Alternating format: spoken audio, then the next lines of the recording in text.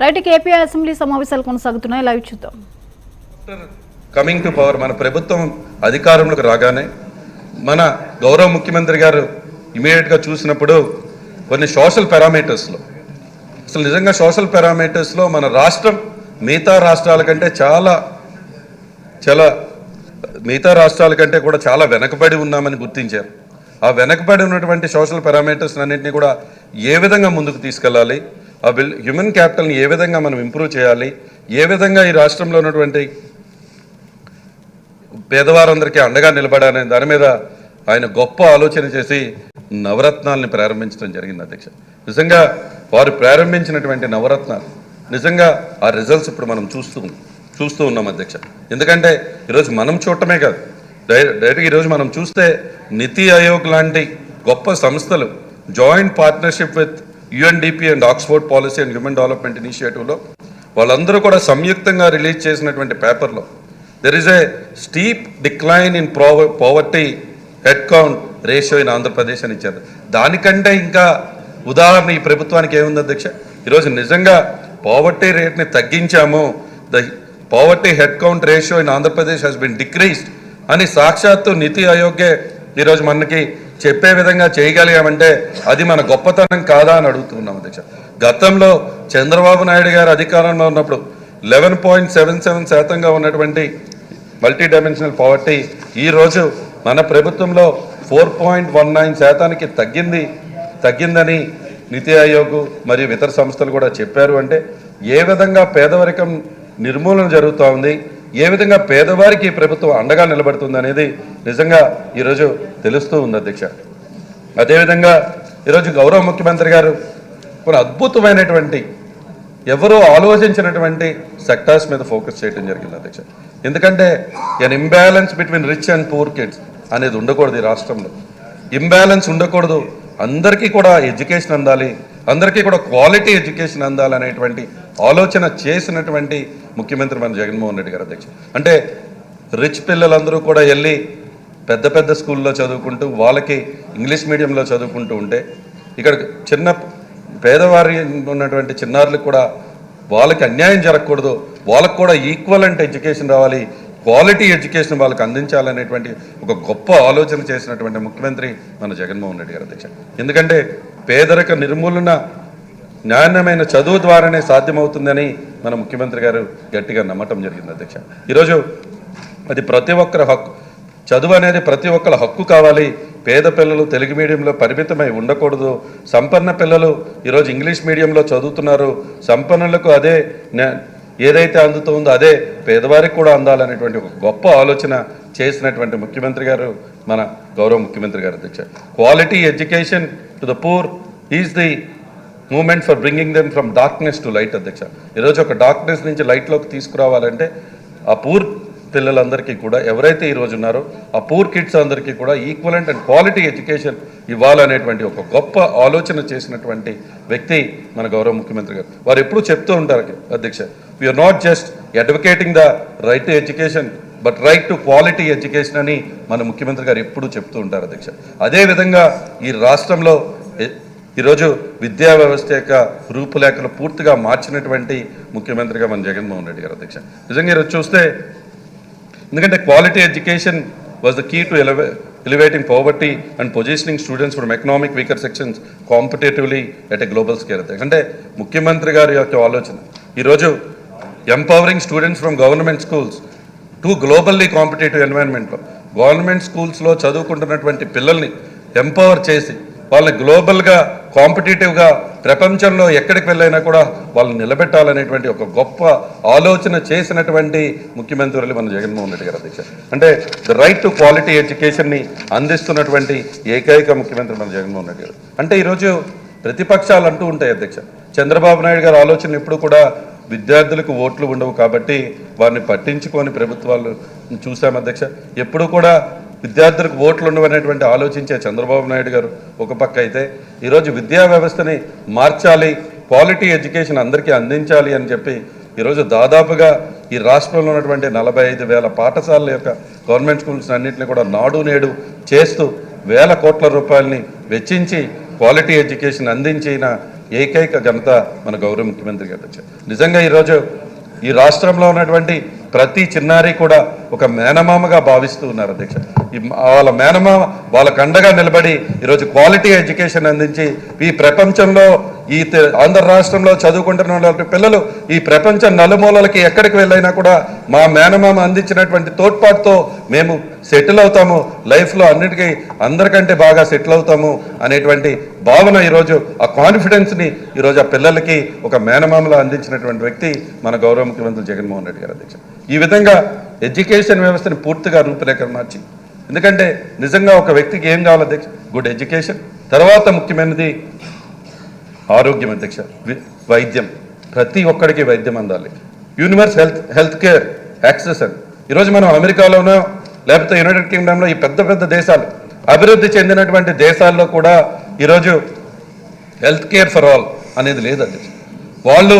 వాళ్ళ క్యాంపెయిన్స్లో, ప్రెసిడెన్షియల్ క్యాంపెయిన్స్లో, వాళ్ళ క్యాంపెయిన్స్లో health care for all ఇస్తాము అనేటువంటి చెప్పడమే తప్ప హెల్త్ కేర్ని ప్రతి ఒక్క పేదవాడికి అందించేటువంటి అభివృద్ధి చెందినటువంటి దేశాల్లోనే వాళ్ళు చేయలేకపోయారు. అది కానీ ఈరోజు గవర్నమెంట్స్ గౌరవ ముఖ్యమంత్రి గారి యొక్క prime responsibility is to have a good health policy and ensure that supports every citizen so that people will be happy and productive అని చెప్పి మంచి ఆరోగ్య విధానాలు రూపొందించడమే కాదు, వాటి ఆచరణ బాధ్యత కూడా ప్రభుత్వానిదే. అప్పుడే ప్రజల ఆరోగ్యం మాత్రమే కాదు, వారి ప్రొడక్టివిటీ కూడా బాగుంటుంది అనేటువంటి ఉద్దేశంతో ఈ సూత్రాన్ని పాటిస్తూ గతంలో మనం రాజశేఖర రెడ్డి గారిని చూసాం అధ్యక్ష.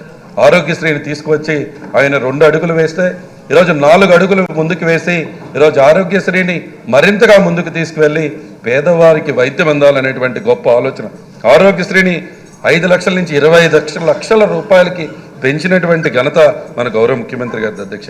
ఈరోజు ఎక్కడ అధ్యక్ష నాకు తెలిసి ప్రపంచంలో ఎక్కడ కూడా జగనన్న ఆరోగ్య సురక్ష అసలు ఎంత గొప్పది అధ్యక్ష.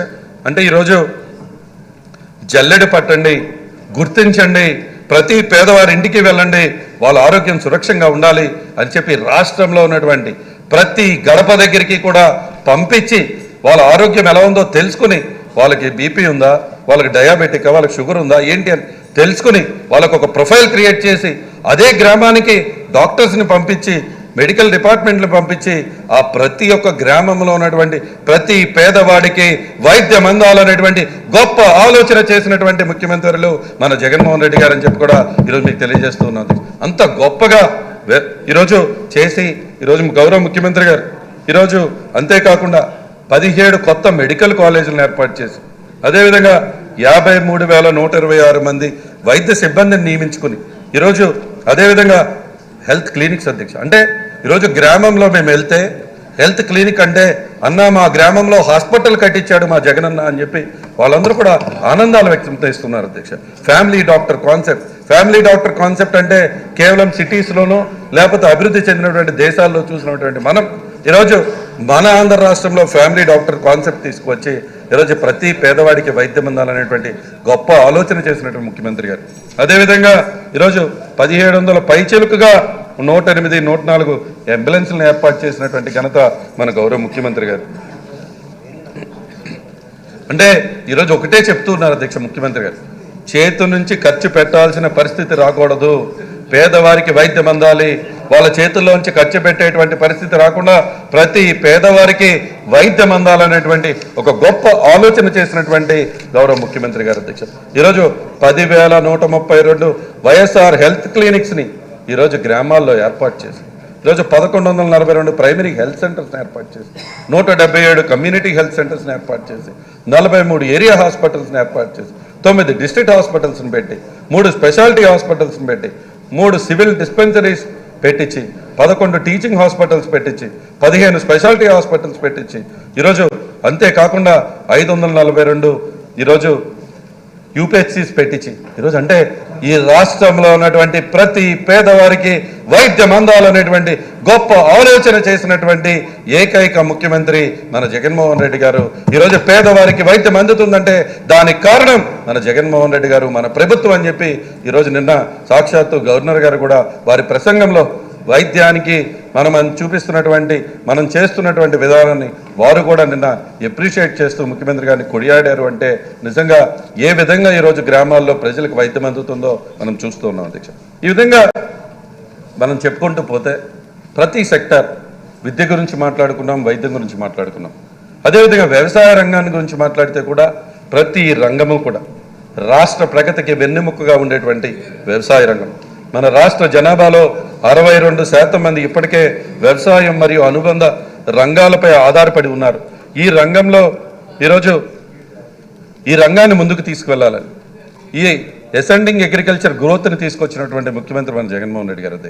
ఫ్రమ్ గతంలో చంద్రబాబు నాయుడు గారు మార్చి 2019 సమయంలో ఫ్రమ్ సెకండ్ టు లాస్ట్ ఉండేవాళ్ళ మధ్యకి ఈ భారతదేశంలో మనం దాని నుంచి ఈ భారతదేశంలో నెంబర్ 7 ఇన్ ద కంట్రీగా తీసుకొచ్చినటువంటి ఘనత. అంటే ఫ్రమ్ 27th ర్యాంక్ ఈరోజు 7th ర్యాంక్కి ఈరోజు గ్రోత్ రేట్ -6.5% గ్రోత్ రేట్ ఉన్నటువంటి అగ్రికల్చర్ సెక్టార్ని గతంలో చంద్రబాబు నాయుడు గారు ఉన్నప్పుడు -6.5%గా ఉన్నటువంటి అగ్రికల్చర్ గ్రోత్ రేట్ని ఈరోజు పాజిటివ్లోకి తీసుకొచ్చి +5.56 గ్రోత్ రేట్కి తీసుకొచ్చినటువంటి ఘనత మన గౌరవ ముఖ్యమంత్రి గారిది కాదా అని చెప్పి మిమ్మల్ని అడుగుతున్నాను.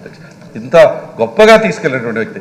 నిన్న కూడా సాక్షాత్తు గవర్నర్ గారి హిజ్ ఎక్సలెన్సీ కూడా ఇంత పెద్ద ఎత్తున వ్యవసాయంలో విప్లవాత్మక మార్పులు తీసుకొచ్చినటువంటి గౌరవ ముఖ్యమంత్రి గారిని మన ప్రభుత్వాన్ని అప్రిషియేట్ చేస్తున్నారు అధ్యక్ష.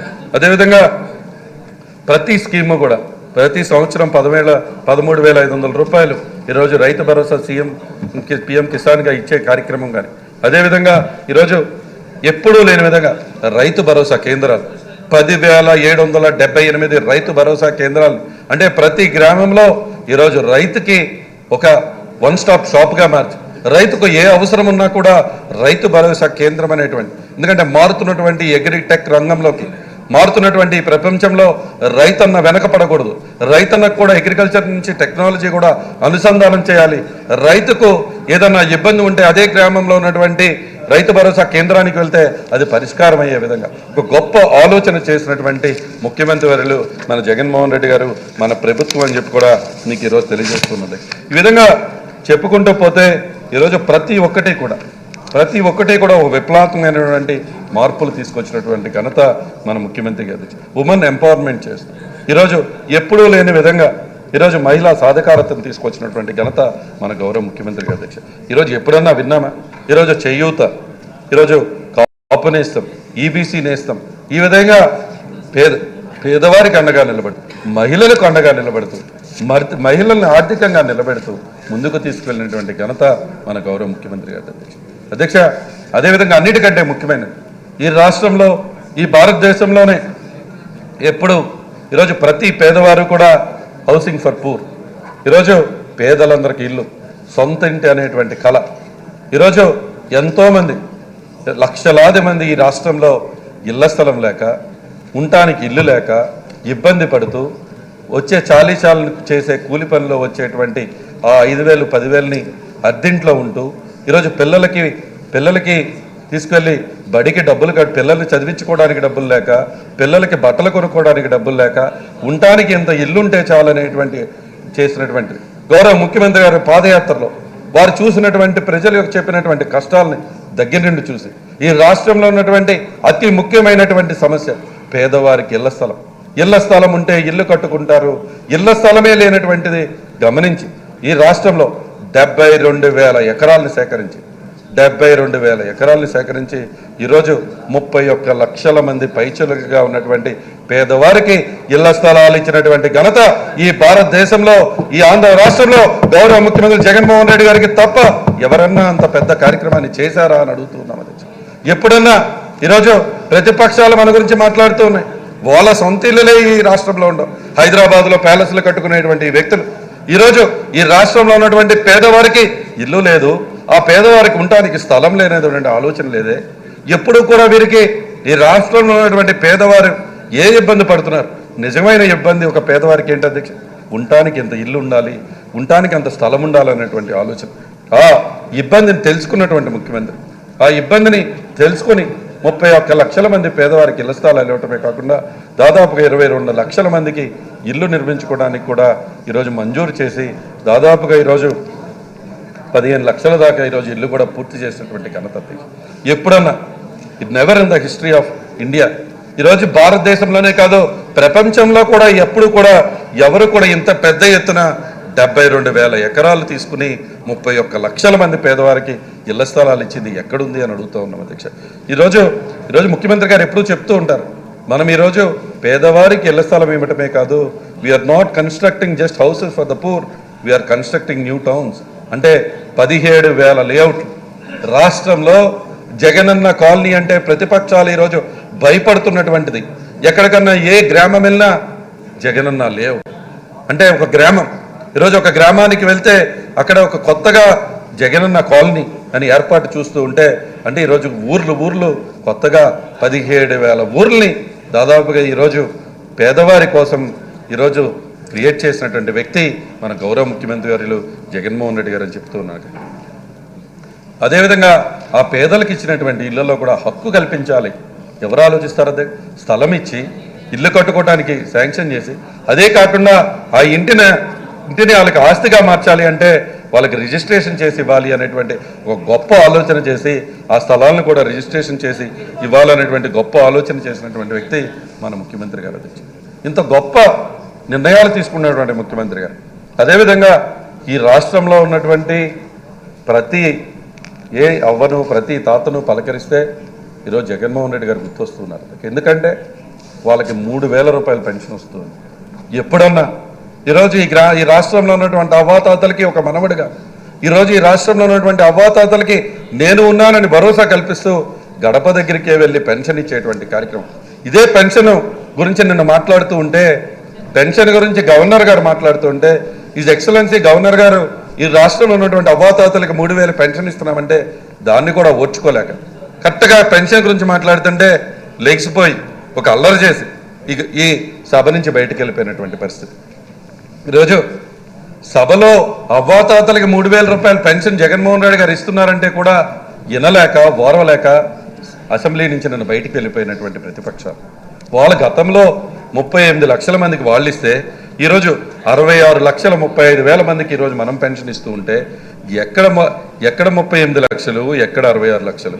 ఈరోజు 1961 కోట్ల రూపాయలు ఈరోజు పెన్షన్కే ఖర్చు పెడుతూ ఉన్నామంటే ఆ అవ్వాతాతకి ఆ నెలంతా కూడా అవ్వ ఎదురు చూసేది, ఆ తాత ఎదురు చూసేది ఆ పెన్షన్ కోసం.